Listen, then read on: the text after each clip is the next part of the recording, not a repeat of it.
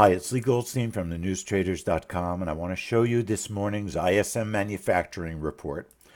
We traded the news, and our software put the orders on the chart very safely right there. I was up $30 before the trade. The news was very positive, and gold shot down, filled both my targets, and within seconds, I was profitable $360 plus 30 before the trade for a total of $390. You can see that I was in the trade for less than 10 seconds. Let me show you that again because it happened so fast. Our software safely puts orders on the chart right there. You could see the orders above and below the price. The news comes out and my orders are filled literally before 5 seconds was up.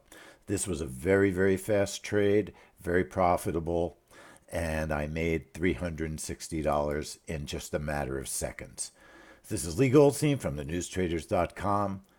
I'll see you very soon in the trade room. Take care, everybody.